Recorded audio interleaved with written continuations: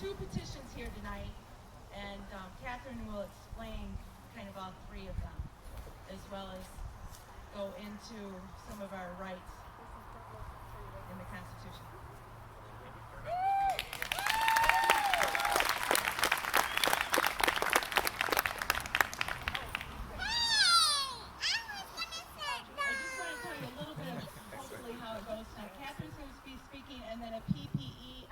Will be speaking as well, and then we have some state reps that we're going to give some time to as well, and then hopefully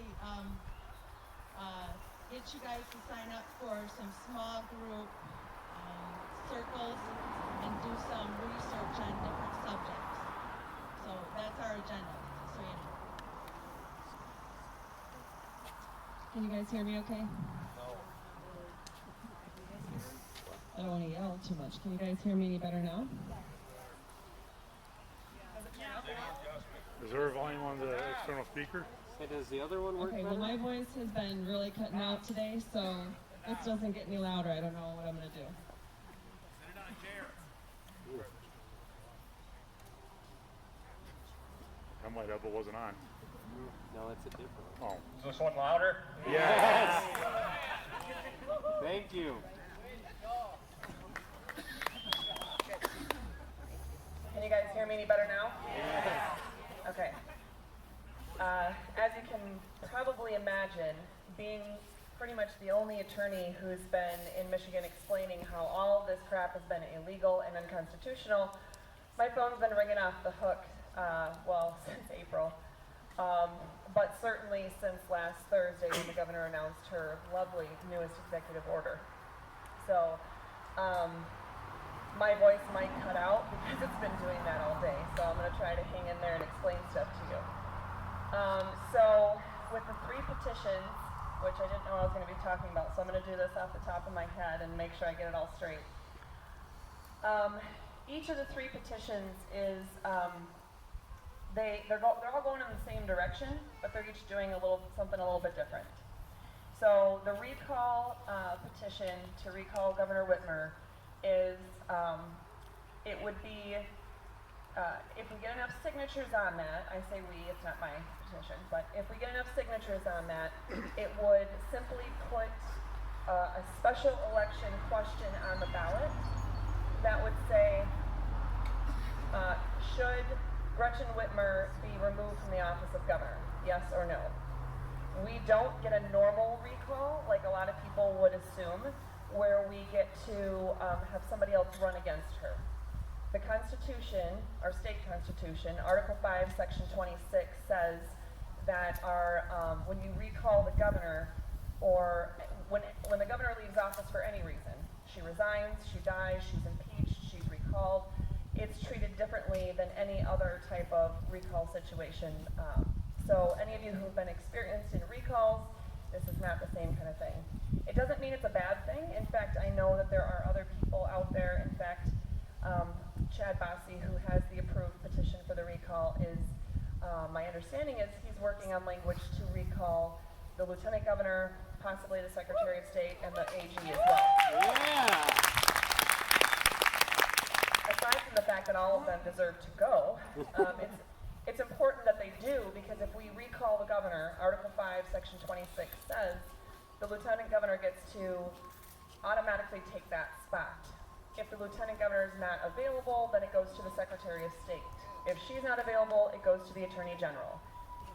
Clearly, those are not good choices, right? So why go through all that work? It's a step in the right direction, especially if we're going to be able to get the recall done for all of those individuals. So it needs a lot of signatures. I want to say the petition I wrote needs 10% of all the people who voted in the last gubernatorial election for all candidates. And the 10% number is 425,059. I've said that number like 7 million times, so I got that down cold. For the recall, they need 2.5 times as many signatures to get it on the ballot. So you can do the math. I can't right now. I've been hot and thinking all day, and my office is terribly hot. So I won't do the math for you. I'm an attorney anyway, not a doctor or a mathematician. But It's going to be a lot of signatures, but quite frankly, I think it's probably going to happen, right? We just got to make sure that grassroots efforts across the state are organized and communicating and moving in the same direction. So that's the basics of the recall. Then you have the repeal 1945. I don't know why we all had to have an R, re at the beginning of repeal, recall, restore freedom. We should have planned that a little bit better, I guess. But the repeal 1945 petition is out there again, going in the same direction, but it's one piece of the puzzle, right? Just kind of like the the recall would be one piece of the puzzle. Recall would be one piece of that puzzle. So what they are trying to do with that is to repeal the 1945 Emergency Powers of Governor Act, where the governor, in press releases, in news conferences, is saying, well, this is the source of my power to do these executive orders. However, if you look at the documents that her attorneys have filed in court in the legislature's lawsuit against her, as well as other lawsuits, because there's many against her right now, she knows that that's not the only source of her power. In fact, if I would have known I was going to be speaking on that, I could have brought some stuff to actually tell you verbatim some of the things. But I have done a lot of Facebook Live videos about it, posted a lot of stuff on the RestoreFreedomMI.com website, so please feel free to check there. And I'll continue to try to do, in fact, it's on my to-do list, my 5-mile-long to-do list, to do another video specifically talking about these 3 petitions when I have all the resources in front of me and can quote stuff for you. But they, basically, our laws in Michigan do require any laws on the same point, and this is common with every state, but every law on the same point, you have to read them together. You can't go and drive a car and say, well, today I'm going to abide by the seatbelt law, but I am not going to pay attention to that speed limit law. It doesn't matter to me. That's not how it works. That's not how it works for a governor. It's not how it works for us. For some really bizarre reason, apparently everyone else who has taken an oath to uphold the U.S. and Michigan constitutions and hold people accountable has simply forgotten that here in Michigan, and they think that she can just do whatever she wants. She can't.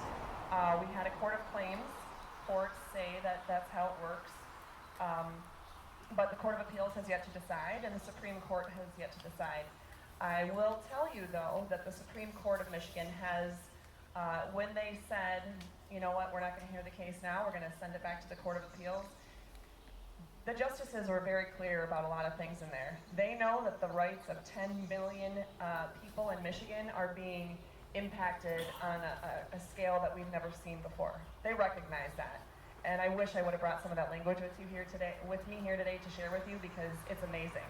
I think the court is going to do right by us when it finally gets to them, but unfortunately they're making us wait for now. So at any rate, what the 1945 repeal will do is take away the power to that one piece of the Emergency Powers of Governor Act. It's just so you guys know, there's still the 1976 Emergency Management Act out there, where she actually gets the main source of authority from. There's actually a lot of horrible things in the 1976 statute that we don't really talk about in the news. We don't talk about anywhere else, and quite frankly, we shouldn't, because if she knew everything that was in there, I'm pretty sure she'd start using it on us. We think the 28 days thing is bad and that she didn't abide by that. She can actually declare a heightened state of emergency under MCL 30.421, which is part of that 1976 law, and that can last for 60 days without the legislature's input. There's a lot of other terrible things. They can take your home and totally in violation, all this is in violation of the Constitution, but they could take your home or commandeer, your business, or require you to perform personal services if you're a carpenter or, a metal worker or whatever, and she deems it necessary to combat COVID-19. They can force you to do all those things and not even necessarily compensate you. The stuff that's in there is insane, but I won't waste your time going into all that. Point being, it's a piece of the puzzle. So if we take away the 1945 Act, great. We should also be going for the 1976 Act right after that. And we should be going after some of the public health code. Again, if I would have known I was speaking on it, I'd bring it with me. But Chapter 333 of our Michigan's codified laws they can actually, and Kent County judges did issue these to some health department officials. Health department officials can go in and say, you know what, this person might be a carrier. Carrier of what? The statute doesn't say. So it certainly can apply to COVID-19. I think this guy right here might be a carrier. I don't know who he is. I don't really have his name. I don't know anything about him, but I saw him cough on the street. Oh, okay, sure, I'll sign this warrant for you. They could arrest you. They could observe you. They could treat you, diagnose you, whatever they want to do. And they could do all that under our public health codes. Nothing to do with emergency management powers whatsoever. They could do all this and not even give you a hearing on the matter for up to 6 days, the way the statute is written. Is anybody talking about that in the news? It's awful. The governor hasn't talked about doing any of that, at least not that I've seen. But that's out there, and those warrants were actually issued in Kent County back in April, I believe. So a whole bunch of blank warrants for people that were not even identified yet, just in case they came across people they thought might have COVID. Because it's so deadly. That's why we're all going to die sitting here. So those are just things that we don't know about yet. I mean, I'm trying to make sure you all know about them. There's a lot of scary stuff on the books that we need to take care of. 1945 has got to go. 1976 statute has got to go. All these other ones have got to go. As long as you guys know, 1945 is the beginning step of that, and then we need to keep moving. That's all I want to make sure you guys know, is we got a long road ahead of us. Don't think it's over, and that you can just sit back and the governor's, got her hands tied as soon as we get rid of the 1945 statute. We still have work out, cut out for us. So that brings me to the third one, which is the Restore Freedom Initiative petition, which of course is my favorite because I wrote it. But it is something that, we all want to do stuff in our own timing, right? I know our governor has been violating our rights from day one. I could tell you that on the evening of March 12th, it was a Thursday, about 11:15, when she declared she was closing schools, and I had been working at a Wyoming public school doing restorative justice 3 days a week, and my youngest child was actually going to school there with me since I was there 3 days a week. And she closed the schools. I am not proud of the words that came out of my mouth. I knew it was bad news, and my husband can attest to the fact that I was one unhappy camper with the whole thing. And I have yet to ever lay eyes physically again on any of the kids that I was working with day in and day out. It's a whole other story. At any rate, try not to answer all the questions about our rights and all that while confusing you while I'm trying to explain the Restore Freedom Initiative. I didn't know it was something I would be writing, but I can tell you that it's something that's needed. And I've been fighting this all along, and when it came to me, quite honestly, this constitutional amendment is something that typically takes, I don't know, 1.5 to 2.5 years. You typically need at least $2-3 million. You have paid circulators, you're out there collecting signatures. You do focus groups, you do all kinds of stuff. It's insane the amount of money that goes into all that stuff, and all the time, all the politics. Well, I'm not for politics. I hate politics. And it wasn't really in my plan. I mean, to be honest, I didn't want to be doing any of this stuff. I just don't take lightly to our Constitution being trampled on, or people's rights being, Anyway, so May 22nd, doesn't sound like it was that long ago, does it? May 22nd is when, after a month and a half, 2 months of me praying, you know what, God, just get me, what am I supposed to do? How can I help people? What is my mission? I know I've got to do something. And I was doing one little thing and writing very encouraging letters to our legislators, trying to get them to do the right thing and not issue the first extension, and a variety of other things, right? May 22nd, I finally, okay, Lord, if you don't give me the whole big plan, the whole thing, let me know. I'm going to go insane, because I'm a big picture person. And he laid it out. And that included writing amicus briefs in the legislature's lawsuit against the governor, which which I have done. I had the only amicus brief submitted in that case that the Supreme Court of Michigan accepted. So at least the people of Michigan got a voice in one way or another.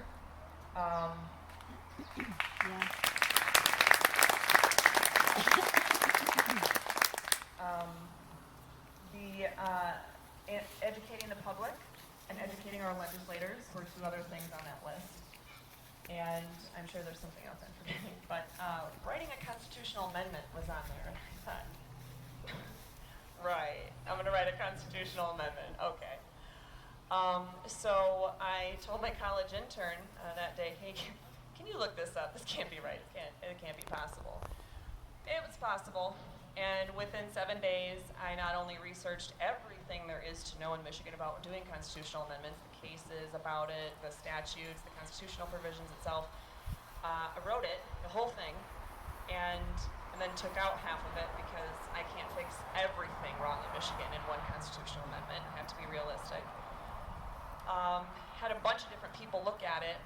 Only a couple, 2, 3, 4, maybe 5 other attorneys. The rest were regular people who are not attorneys, because this is a government by the people, not a government by attorneys, right? So if the average person who's not an attorney couldn't understand what I was doing in there and didn't like it, couldn't read it, whatever, then it needed to not be written that way. And so that's why I didn't rely on just a team of attorneys to work on it with me alone.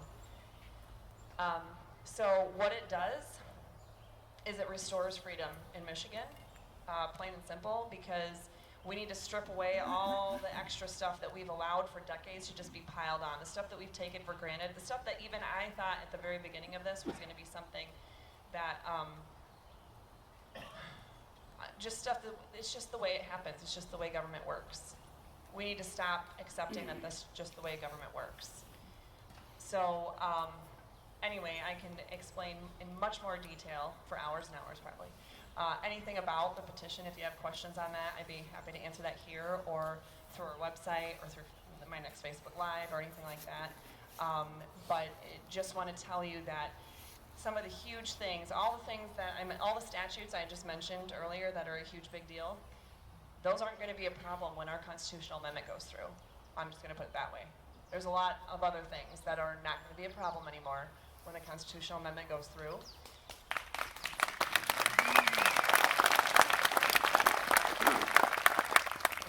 When the little kids clap for me too. But it wasn't in my timing, it was in God's timing. So I wanted it on the ballot for this November. I was confident it needed to be on the ballot this November. It's not my timing though, it's God's timing, so it will be on November 2022, which means we gotta work together to get the signatures now, just like we're getting signatures for all those other things. And we can work on the Repeal 1945 petition, and then do a 1976 petition, right? And then all those other things. We can do all that while we're waiting on the other thing, and it'll get people continually engaged and understanding that we can't just be lazy about our rights anymore and let government just take care of us, because we see how well that turns out, right? So hopefully that's enough explanation on the differences between the three, but I am totally happy to answer any questions. So I think just the rights and constitutional rights and masks. How long do you have now for the So we have 180 days for the petition, the Restore Freedom Initiative Constitutional Amendment petition. We have 180 days. The very first signature, I will say Kevin Skinner made sure was my own, and that was May 30th. So I found it interesting and just kind of reaffirming to me that this is God's timing and not my own, that the 180th day from that is Thanksgiving. I'm going to try not to get emotional about that because I think that says something, but kind of funny and ironic that we wanted to make sure that we have enough time to go through all these, right? We're going to have well over 400,000 signatures to go through, and we already have well over 100,000 just in our hand that I've touched in my own hands at my house going through and validating. It takes a long time to validate these signatures, and we are going to validate every single signature so they can't play games at the Secretary of State. I'll have every single one of them scanned and organized and categorized, so when they show me the statistical sampling that they're going to take, I will know exactly which ones are good and which ones are not. And well, in theory, they should all be good at that point, right? Because I would have gone through them all. But I'll be able to know which ones they're going to try to pick on and argue about. So anyway, in order to make sure, though, we're going to collect them all the way through. Every 2 weeks, we're going to try to collect them from people. And anybody that's close enough to Hudsonville can always drop them off in my lockable drop box. But we want to make sure that from across the state, we have all of them by 2 weeks before that period, that cutoff. So we have enough time to go through them. We have enough time to organize them, scan them, like I said, get them turned in with a few days grace. So whatever snowstorms we might have, they're not going to stop me from getting there and turning these petitions in time. And the funny thing is, it's actually Friday the 13th then is the deadline. So we went from Thanksgiving to Friday the 13th.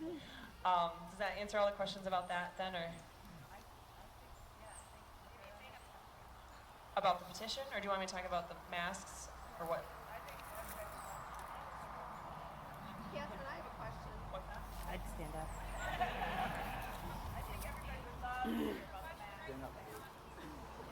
Catherine, I have a question. The warrants you were talking about under the health code, the warrants back in April, is that the same thing as what one of our judges issued, that Kent County order of coming to homes back in April? Or are you talking about something different? I might be talking about the same thing. Okay, because I thought that got rescinded, but if you could speak on that a little bit more, because I think that's a little alarming. You were talking about the different warrants that have been issued against the health code and how they could come to your home or business. Just wondering if that's the same thing or different. Well, when I was talking earlier about that they can come in and basically take over your home or your business or force you to do certain kinds of things, that is under the Emergency Management Act of 1976. And that's just one example of some scary stuff that's in that statute that she hasn't even tapped into yet. So make sure this doesn't end up on ABC, okay? But what you were talking about is, it might be the same thing that I was talking about, and I do believe there might have been something done with those orders that they didn't end up going somewhere. I don't know that for sure. The problem is, we have judges willing to do that in the first place. Right. And how long would it take for someone to be able, if it had gone to the point where somebody is actually picked up off the street and they're not even given notice or opportunity to be heard for at least 6 days or up to 6 days before they even have the hearing. And then if a judge is even willing to do that, well, how unbiased, how fair and impartial is this hearing going to be? So again, I don't have the statute in front. Those particular statutes are not very long. I mean, they're not long at all. I have talked about them in a couple of videos. I will try to make sure to talk about them. I did a video, I did like 5 Facebook Live videos all in one day. I hate doing Facebook Live videos. Honestly, I hate standing up in front of everybody to talk to right now. But so don't judge me too harshly. But there is a video that I did. It's easiest to describe what I was wearing. It's a white dress with light blue stripes in it. I did 5 videos that day. They were all much shorter than my normal videos. But one of them specifically talked about the 3 different petitions. One of them talked about, the one with the petitions talked about those statutes. And I had the stuff right in front of me. So until I get to making more videos that basically go over the same thing, if you can go on restorefreedommi.com and find, you'll see the link for videos. I think it's resources. Where's my husband who can tell me? It's the resources tab. Yes. Yeah. And then is it called videos after that? Yeah, it's a link to the YouTube channel. Which then leads you, it's a link to the YouTube channel where all my videos are posted. They're still on Facebook too, but the caption of it says something about explaining the 3 petitions, right? I believe so, yes. Okay. So obviously it's a team effort on everything I'm doing, because I couldn't do any of this without the rest of the people involved, including that handsome man back there. And the older one next to him. No, I'm just kidding. My son is back there too. So. And he's finally taller than me. So. Not that I'm old enough to have a child that tall. Okay, so the masks, is that, or unless there was another question. Okay. So, the masks and our rights. This is actually a really challenging subject. I did do, I want to say it was like Friday night at 1 a.m. into Saturday morning when I finally had enough time, stopped answering questions by phone and text and everything else, that I was able to do a video which is going to be much better at all the information because I had it all at my fingertips. In fact, I went in that video through a lot of the different things that the Supreme Court has recently said, both in the legislature's case against the governor, when the same order where they accepted my amicus brief and they turned down taking the case before the Court of Appeals hears it. In that same order, the order itself is like 4 sentences long, but then each particular judge wrote their own concurring opinion or dissenting opinion. I read some really awesome stuff out of there that you guys need to hear. I didn't bring it with me, I'm sorry. But it's amazing. All the judges, all the justices, not all of them, but most of them talked about how the rights of literally 10 million people are being violated every single day. And one of the justices was talking about how, COVID-19, as it's happening, life in Michigan is still moving on. And we have people and civil liberties dying every day here in Michigan, is how he worded it. There's just some really great things in there that, if you follow that, head out to my YouTube channel and check it out. It's from a week ago today, I guess. There's some really great information in there. So off the top of my head, I guess, let's make this easier. Do you guys have questions? Help me get started, yes.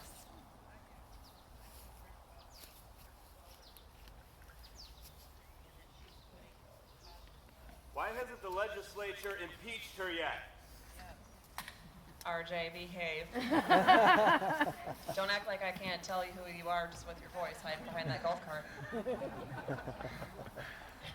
So let me hold off on both of those. I want to try to the mask question, right? If that's what you guys really want to know about first.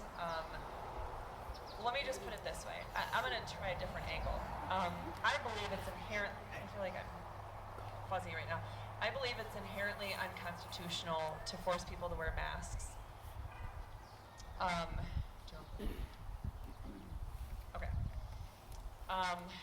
The thing is, why would our founders ever think they'd have to put in the Constitution, we have the right to breathe air. We have the right to communicate with people and have fellowship. Why would we have to put those things in there?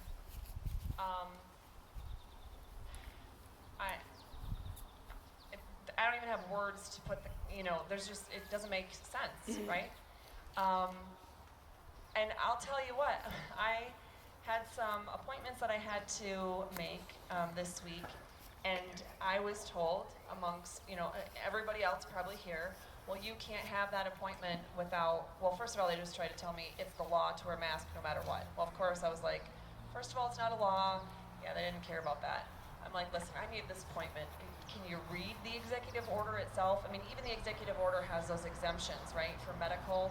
I actually will say I'm proud or happy or whatever that she's added an exemption in there this time for basically for hearing impaired individuals or people with special needs that need to basically read lips.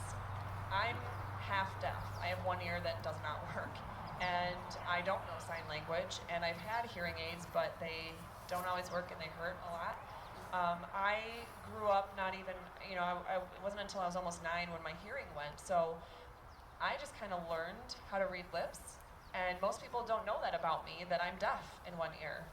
So when I go into a store or I have to go to a doctor's office or I have to get any service done at all, and the person is wearing a mask, like we went in to get frozen yogurt the other day, yesterday or the day before, and the guy is trying to give us a hard time about not wearing masks, and I couldn't understand what he's saying because he's wearing a mask, and I'm trying to tell him, listen, I have a medical exemption. It's not your business to even know that in the first place. I'm certainly not going to tell you what my medical exemption is, but there's also an exemption for my husband because I'm hearing impaired, And if he's with me, I need to be able to communicate with him. Likewise, I should be able to communicate with you. So if you could take your mask off, that'd be great. And then he just keeps talking to me like I'm supposed to understand him. And I finally look at my husband and say, do you understand what he's saying? Which I don't think my husband was really able to understand much of what he was saying. He kind of assumed, and he's like, I think it's good that we go get the frozen yogurt. So we did. But in the course of all this, though, I had to have this a couple of appointments this week where, I'm told this is it's a law, and they don't want to hear that, and I tell them about the exemptions, and so then they're kind of like, well, but you have to have a doctor's note. Does it say that even in her own? If we take the executive order at face value, does it even say that? Nope. It doesn't say they're allowed to even ask. It doesn't say anything that they're doing right now. Now, she's scaring business owners, of course, with all of her tactics, and she's threatening all kinds of things, and I'm trying to tell them one by one, as they call me in a panic, fight this, because I will be there to help support you. I obviously can't represent, 10 million people who are fighting this, but I'm gonna do everything I can to help as many people as I can to fight this. And in the more business owners that stand up, the more individuals that stand up and not take it anymore, that's what it's going to take.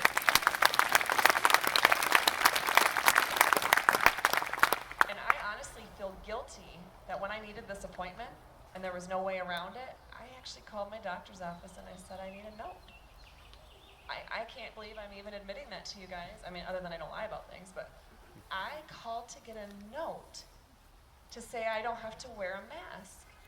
And then I actually found myself having to explain it to the front desk staff. She was wonderful, but the fact that I'm having to explain it to my doctor's office, and I'm like, well, listen, I've only been going there a few years, so you guys probably don't know all the medical conditions that I have, because I don't know that we would have talked about those necessarily. I have a panic attack when my husband in the summer, when he gets in the car and he drives, when we go places, because then he would be on my deaf side if I drove. If he doesn't immediately turn the car on so that I can open the sunroof and open the windows, I feel like I'm suffocating. It doesn't even have to be scorching hot in there. It's just one of those things about breathing. It's not necessarily like an anxiety attack like a lot of other people are having over these, but it's a similar kind of thing. I shouldn't have to fight for free air, to breathe fresh air. Neither should you. So I feel guilty that I caved and asked for a note. And that's where we're at. And what else do we do other than everybody's got to stand up and fight this together? I know I can't do it alone. I can't even get 425,059 signatures by myself. How am I going to fix all the tyranny that's happening on my own? I can't do it. I need you, and I need each of you to go get 300 people at least, or 3,000 probably. But shoot, I was going to tell you something else about that would be really helpful for you to know, and it's been a long day and I totally forgot. So, do you have a question? Yeah, what made a guy in a loss or a barber in a loss, what made his thing so unique that everything's turned around so quickly, and yet, even though we're assembling, doing petitions and things, we can't even get a hearing? What's the difference? Well, it's because the state was suing him. He wasn't suing the state. Yeah. What was the question? The question was, why was Carl Menke's, the barber in Owasso, why was his case pushed through quickly when all these other cases are, coming to a screeching halt or, waiting for an eternity? And the answer is because it was the governor suing him. He was cited with misdemeanor citations as well as with the licensing issues, and so the state was suing him. So of course that goes faster, right? And I remembered for a fleeting second what else I was going to say. But. Like, I know you just mentioned the website. We can go to the website to get information about what we can do as citizens or what we should be doing besides maybe passing these petitions. Is there anything else that you want us to do or that we can do? A ton, but it's honestly, it's going to be stuff, what I'm about to say is going to make you feel like, it's not really going to make a difference. It's going to make a difference if you and everybody you know is going to do it. So what you need to do, and I don't know what which legislators are here. I know what candidates are here, but not legislators, so hopefully I'm not offending anybody. You need to tell your legislators that they need to stop telling us we have to follow these illegal executive orders while the courts sort it out. We don't get our rights from a court. We got our rights from God. And they need to stand up and tell people that you have your rights from God. The governor has no right to take them away, and you need to do the right thing. So put the pressure on your legislators. I'm going to come to you in just a second. I'm going to answer her. It's going to give you a few things anyway. Emailing, calling, Facebook, tag them on Facebook, comment on their posts, blow them up on every Twitter, so every social media, go to all the coffee hours that they have, anything and everything you can to get in front of them, do that. Do it frequently. Be an irritant. Don't stop. And don't just reach out to yours, reach out to, you have a state rep, you have a senator, reach out to the Speaker of the House, reach out to the Senate Majority Leader. I mean, reach out to the chair of the different committees. Reach out to all of them and let them know this is not okay. Let capitalism fix this to some degree. If you know of businesses that are supporting, like Mike, what was The barber? Yeah. It was gentleman's quarters. the gentleman's quarters? Yeah, on Port Sheldon. On Port Sheldon to get a haircut. One of the guys working on my committee, the Restore Freedom Committee, wants a haircut. And he called around to see which places don't have a mask requirement. And I guess the gentleman's quarters, barber shop or whatnot on Port Sheldon, no masks are needed. Go to places like that. Find the places that have no mask requirement and go there. And then the ones that do have that requirement, do everything in your power to not go there. Whether it's a dentist's office that you normally go to, or whether it's a barber, or whether it's a grocery store. Honestly, those things, the more we can stand up together and do those things, the better. And then those people, maybe those business owners that are on the fence, and they're like, I don't know, I don't want to lose my license. Well, yeah, but if you lose every single customer you've ever had, what's going to be worse at that point? Can't really get your customers back, but an attorney can help you get your license back. Share the information. I can't obviously vouch for any other sources or sites out there that have information about things, but the RestoreFreedomMI.com, when I realized that we didn't have enough signatures to get it on and turned in by July 6th, then I spent the whole last week trying to figure out exactly how I can combine. I'm only one person, right? And I sleep between 2 and 4 hours every single night, and I have since April. One night I got 6 hours. That was great. And I punished my husband by making him stay up with me and working on stuff all night long too. Love you, Mike. Not that I'm advocating for this unhealthy sleep pattern, but so I'm only one person. I don't see a ton of other attorneys stepping up to take the cases, to offer advice, and maybe they're out there and I'm just not seeing them.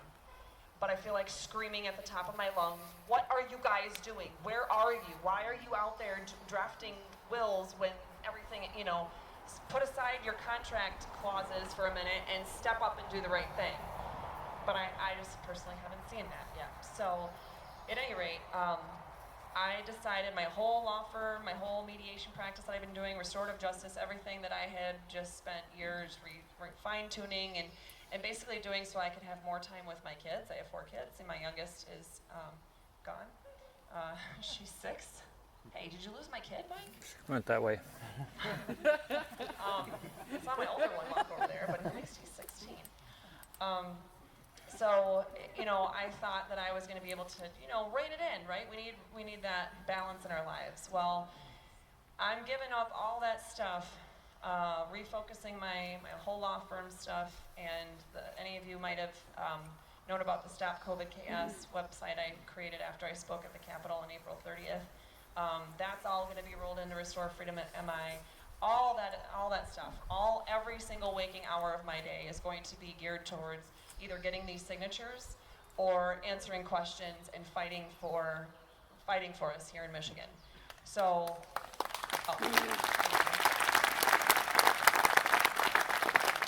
So I'm going to continue answering questions. We have a frequently asked questions page. A lot of it's about the petition right now, but please head over there, ask questions. I answer questions literally nonstop all day long. I still have probably 50 text messages in there from the last few days. I'm not the kind of person that doesn't answer a text right away. I open it, I answer it. I don't care if I like you or not. That's how I do things. And I'm so far behind, it's insane. But I don't always think of, oh yeah, I've had that question 50 times. Please, if you have a question on any of this, the constitutional stuff, the masks, or the petition, please go to that website, look through the questions that are on there. If you don't see it, oh shoot, that's another thing I gotta do. It's just that right now it's just a button to send us an email to ask us a question, which you can do, but I'm gonna try to make it easier on everyone and actually make it a form that's much easier and you can fill it in and send it and whatnot. But anyway, either way, ask those questions so we can start making sure that all of these common questions that you guys have, stuff that I might take for granted, is answered, and then you can turn around and share that information with other people. Share the videos if there's a video topic that you think would be helpful. Go ahead and try to get everyone you know involved in each of these petitions, because although getting rid of the governor, like I mentioned, is just going to give us Gilchrist if that's all we're doing, it will send a message, won't it? That, our governor, that woman from Michigan, has been in national spotlight, which she loves. Wouldn't that be great if the spotlight was showcasing how she's been removed from office for all of this?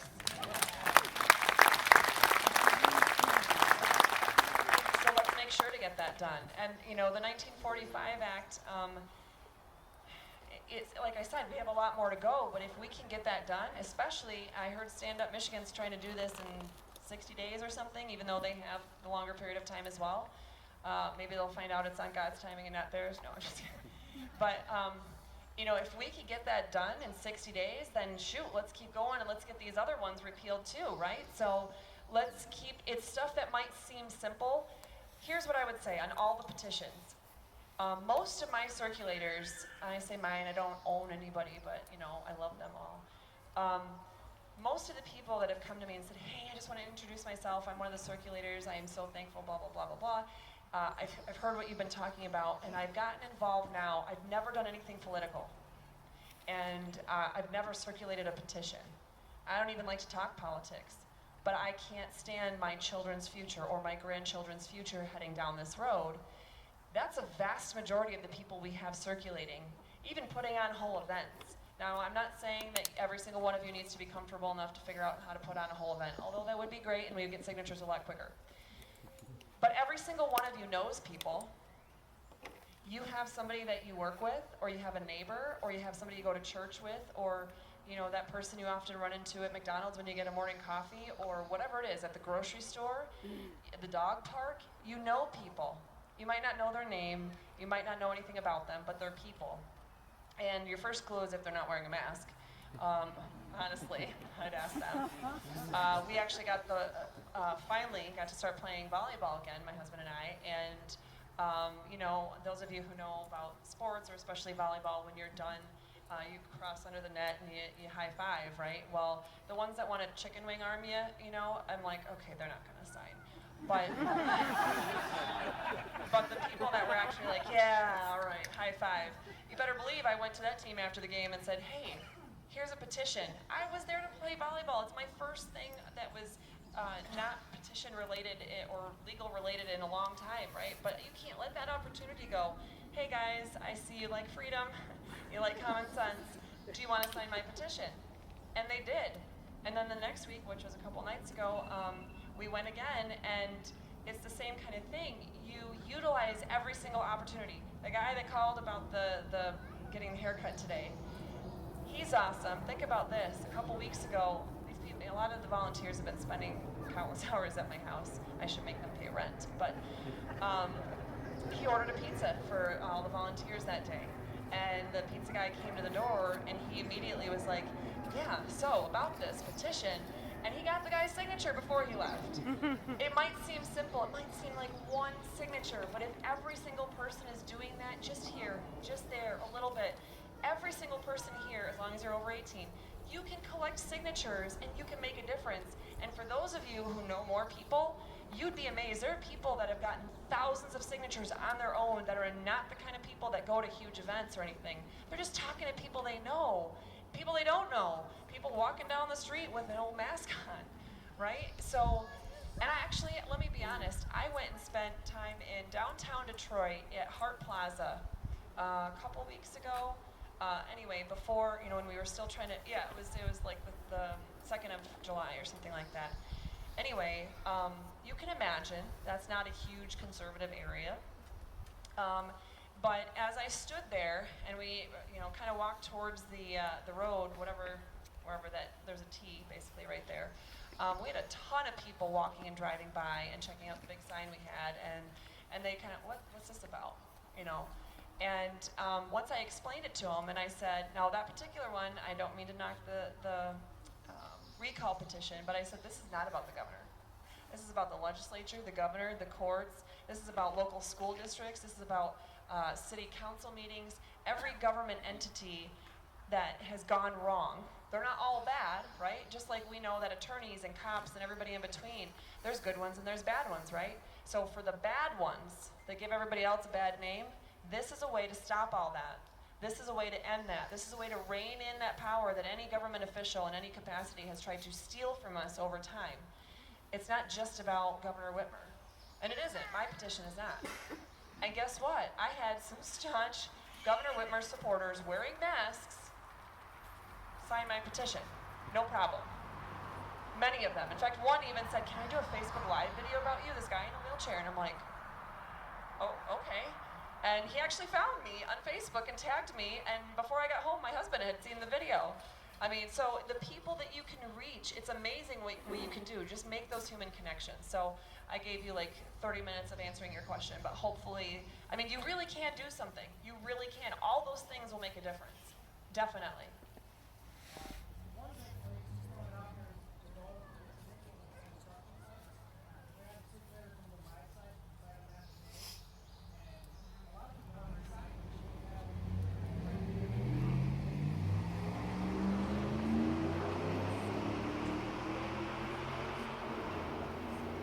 About commercial construction sites. So commercial construction sites is the suggestion to collect signatures, but to any circulators out there, make sure you do have enough petitions for every single county, because they are county specific. So just like when we came here, I didn't know really what I was doing here, what this was going to look like, or who would be here. I just saw there were quite a few more cars than I expected. And so when we got out of the car and I said, Mike, I don't know if we're going to have circulators here, grab a petition. You know, he grabs like 2 petitions. I'm like, based on the number of cars, the number of counties that might be here, could you grab a few more? I grabbed 5. And so that's the kind of thing, yeah, you need to be prepared. Always keep them in your car. Keep them in your purse if your purse is big enough. Definitely. I mean, this is carrying that is going to be just as important as for those people that think their mask is going to save them from COVID-19. Yeah. I'm a member of the Michigan Home Guard. We've got like 5,000 or 6,000, 7,000 people in the Michigan Home Guard. If you don't know what it is, check it out. I have appreciated the security that I've gotten at many of my events from them as well as the other Michigan militia members. So absolutely. So what would be the steps in plain and simple layman terms for us to get those thousands of people in our groups, whether you're a group over here or a group over here? You got all these Facebook groups. Let's use that to our advantage. What are the simple layman terms of steps on how we can get these thousands of people to sign this? Well, to be honest with you, so one way is many of you probably, just give me a quick show of hands. How many of you have heard Kevin Skinner's name? Okay, good. I was kind of hoping it'd be quite a few of you. Okay, so Kevin Skinner is not with Stand Up Michigan anymore, and not officially with Garrett Saldano. He was with Garrett with the original group, right, that had 407,000 people. I met him after that point, and then he kind of jumped on board with Restore Freedom Initiative, and then he kind of, not get burned out. It's just, there's a lot going on, right? So he's been kind of doing some other things to fight the freedom fight. However, he I've been talking with them because there's a page that many of you may know about, the movement group, I should say. It's not a page, it's the group. The page has like 400 people on it. The group has 70,000, and I know it can get much bigger. That's the kind of group, the whole purpose of it is I didn't realize, I'm gonna be honest with you, that some of the admins that were on there that are part of our organization, I didn't realize that they had changed all the questions to be about the Restore Freedom petition, and some of the postings, I don't go on Facebook unless I'm doing videos answering questions. So we're gonna change all that. I was actually trying to finish those questions or fix them on my way here, but I didn't have enough cell phone signal. Where are we? Anyway, when I get back home, and once I've eaten my, first main meal of the day, I'm gonna try to do that. Anyway, it's going to be, the whole purpose of the group is to have a consortium, if you will, of all the grassroots organizations. So go and find the movement group that has, I want to say it's people on the steps of the Capitol is the picture, the banner behind it. And so Kevin, I was going to say Kevin Soldano, it's been a long day. Kevin Skinner is going to take ownership back of that group in the next couple days, and I'm going to make some posts in the next few days so people know that's not our page, and directing them to our page if they want to like it. But that page is going to be where, I guess there's a new Impeach Whitmer group, and there's the Recall Whitmer, and there, the 1945, the Stand Up Michigan, all that stuff. That would be a one-stop shop to get all those people, whether it's, whatever you said, 5,000 people in Michigan Home Guard, or what. That's going to be, in theory, a one-stop shop. He has promised me it'll be neutral people that are not on the board of any of these organizations. It's just going to be grassroots people managing that from now on. So hopefully within the next few days, it'll be a transition from the people that are on there. Not that they're bad. They're not bad. Most of them at this point are my people, so of course I like them. But it shouldn't be ours to then try to advertise all these other things. We need to focus on our thing and let some other people that are neutral have all that grassroots information being shared. So that's one way. Drive people there, as much as I hate Facebook. But get them involved in the different petitions. I mean, drive people to Restore Freedom MI. I'm trying to get all my social media, whether it's my Google business listing or the Katherine Henry for Michigan Facebook page, anything, my Twitter account, anything. I'm trying to route people back there. So I don't know all the websites for the recall, and I'm assuming stand up is standupmichigan.com or something like that. Just try to get people, you know what? We should probably have somebody willing to donate business cards with QR codes, maybe have a few different QR codes that lead to all these organizations. That would be one way to help get people involved here. Here, scan all these QR codes, join these. These are different petitions. These are ways that you can get involved. That might be one way to handle it. So hopefully that answers that. Since it's bedtime, I think I get to go home now, but do I need to answer anything else? I can. I certainly can. Just speak. Stand up. Renee. Say her name. Hi. I just have a question on behalf of working for a small mom and pop shop. Can you hear me okay? Good. A little bit. I guess, what's your best advice to the business owners on how to handle this mass issue that she has put it back on the business owners to enforce it, and that she could close you down, and this is their livelihood? I guess that's working for them, my biggest question, because I definitely don't support it, but complying with it so they don't get in trouble. One thing I want to point out about that is, yes, Governor Whitmer is evil, and she's doing this, but if anybody has not looked at Senate Bill 858 that the legislature passed on April 30th as the way to stop the governor's executive orders, that was a provision that they had in there, the legislature put in there, that aside from codifying 29 of her then current executive orders, people would have to wear masks, and it was going to be the business owners that were going to have to enforce it. And I stood in the hallway of the Capitol that day telling people about that very thing and how disgusting it was. And apparently it wasn't a problem for them to do it, but now it's a problem for Whitmer. We all think it's a problem, but I just want to make sure that we're aware. we need to make sure that none of them do this. We can't keep our eye off of anything. We can't just think that Whitmer's the only one that's going to try to do this. As far as the licensing issues and all that goes, it is a hard question because we need to, number one, we need to support the businesses that are choosing to not require people to wear masks. Some are saying, hey, if you want to wear a mask, great. If you don't, fine. I'll assume you have a medical exemption. That may be their way around it, is to say, I don't have the right to ask you. No, it's not HIPAA that stops them. A lot of people think it's HIPAA. It's not. But they don't have a right to ask for those medical conditions. So they could put up signs that say that. Although the governor's office, not the governor's office, basically through the governor, they're issued, I think they were sent emails, which is interesting because I'm a business actually and I didn't get the email. They just knew. But there's some sort of thing that business owners a lot of them did get that are like, it's supposed to be not just suggested wording, like print this off and post this on your front door along with the other 17 signs that we've already told you have to put up that say, it's the law to wear a mask and whatnot.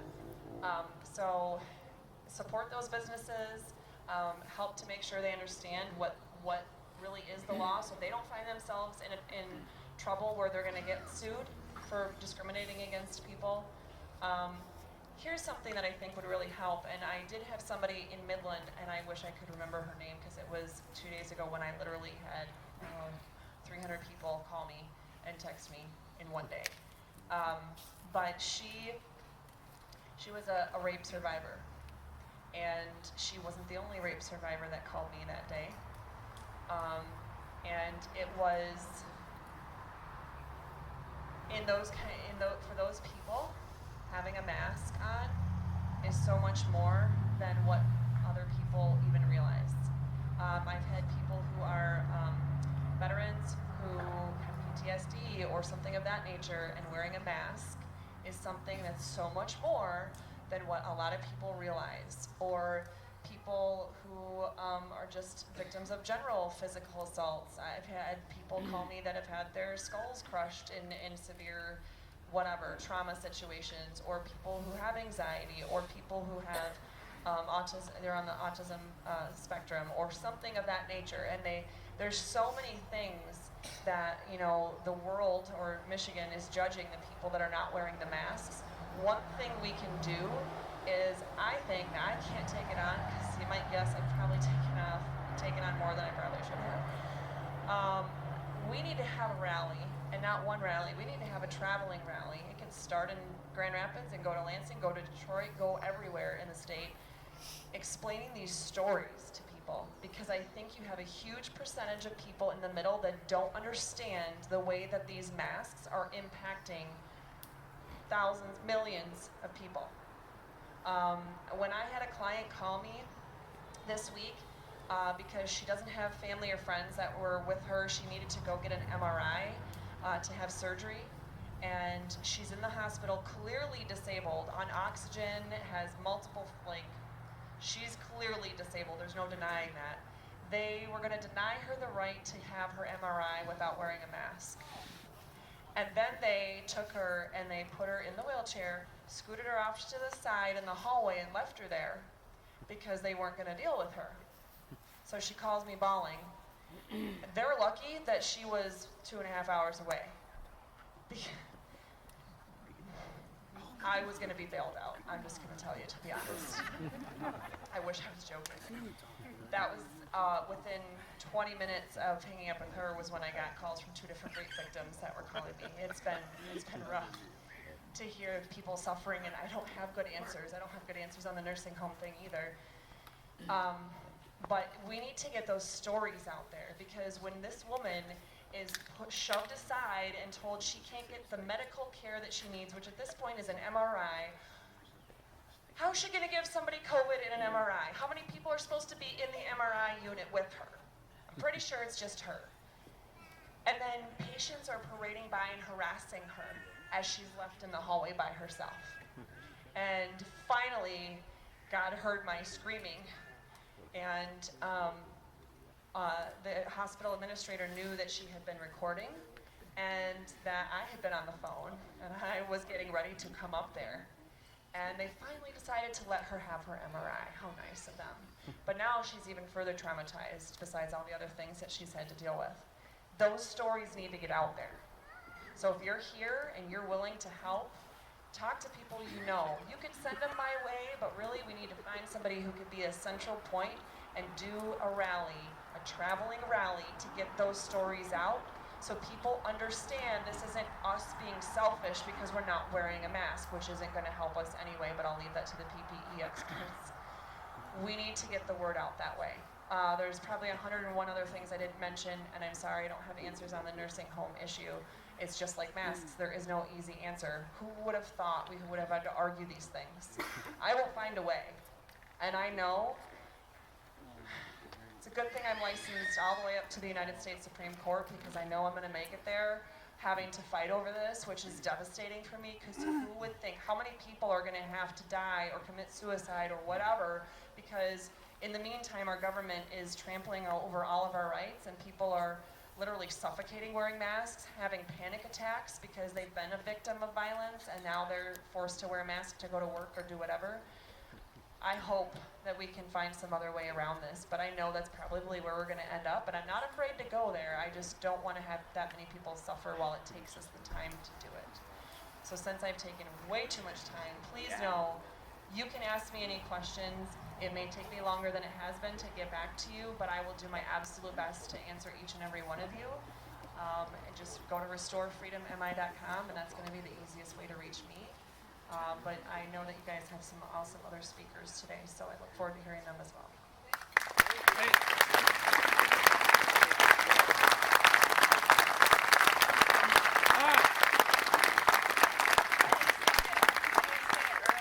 Katherine was also on talking to Justin Barkley on Friday, July 3, saying the Dorr parade was on, so thank you for doing that.